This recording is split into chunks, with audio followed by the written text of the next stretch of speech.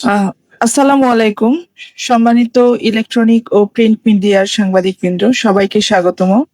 আমাদের আজকের প্রেস ব্রিফে উপস্থিত আছেন joint commissioner Munshi Shahabuddin sir এবং CTTC ADC sir Rima Sultana sir, এবং আজকের ব্রিফ করবেন জয়েন্ট কমিশনার স্যার। স্যার, আসসালাম।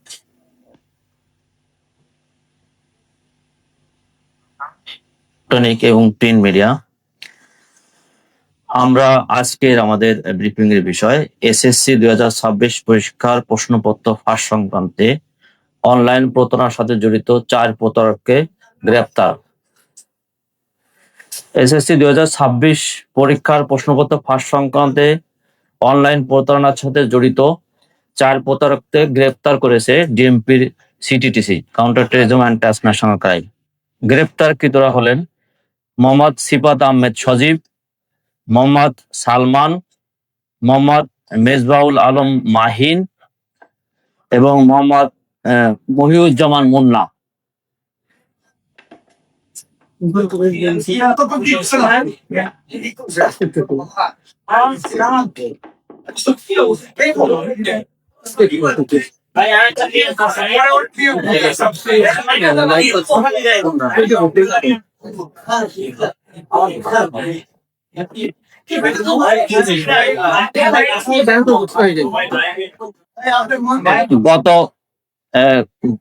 গত সোমবার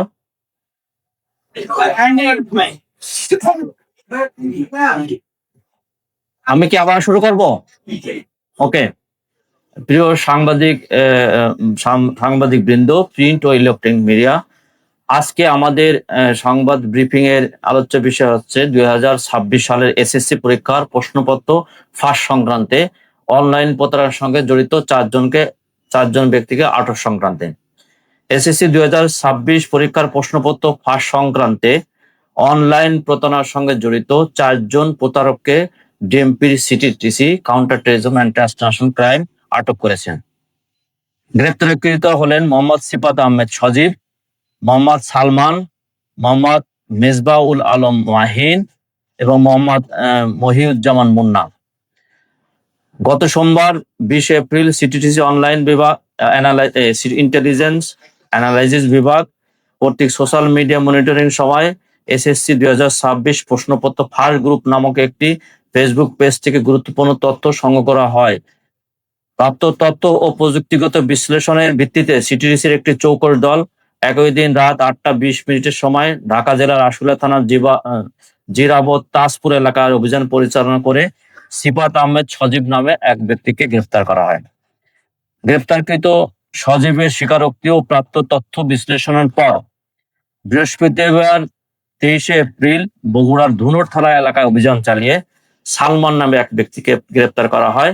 একই দিনে দিনাজপুর জেলার নবাবগঞ্জ থানাধীন নবাবগঞ্জ বাজার হতে দেওয়া রিয়াজউদ্দিন উচ্চ বিদ্যালয়ে গামী পাকা রাস্তার মধ্যবর্তী দাদনপুর মালিপাড়াগামী কাঁচা রাস্তার সংযোগের স্থলে থেকে মোহাম্মদ মেজবাউল আলম মাহিনকে গ্রেপ্তার করা হয়।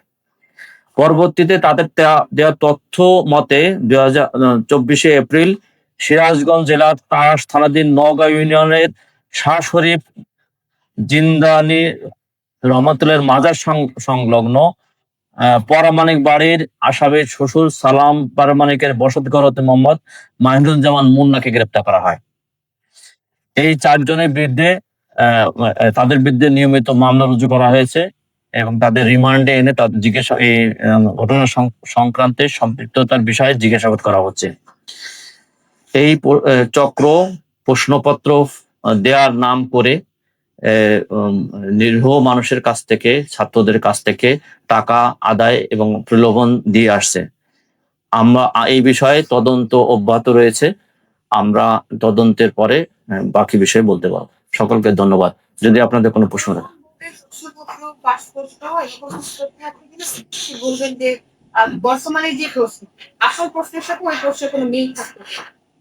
আমরা যা পেয়েছি সেইখানে আসলে বর্তমান যে প্রশ্নপত্র পরীক্ষা হচ্ছে তার সঙ্গে কোনো মিল নেই। তারা মূলত প্রতারণা করার জন্যই, আর্থিকভাবে অনৈতিক সুবিধা নেওয়ার জন্যই তারা এই কাজটা করেছে। এবং এই যে সুষ্ঠু সুন্দর ব্যবস্থাপনা যে পরীক্ষা হচ্ছে, এটিকে প্রশ্নবিদ্ধ করার জন্যই তারা কাজটা করেছে। আমরা যাদেরকে গ্রেপ্তার করেছি তাদেরকে জিজ্ঞাসাবাদ করছি এবং তাদের যে মোবাইল, এটা আমরা ফরেনসিক করছি, করে তথ্যে যাচাই করলে বোঝা যাবে যে তারা এর আগেও জড়িত ছিলেন কিনা। এখনো আসলে আমরা প্রক্রিয়া দিয়ে যাচাইয়ের প্রক্রিয়ার মধ্যে আছি, এখনই এটা মন্তব্য করতে পারছি না।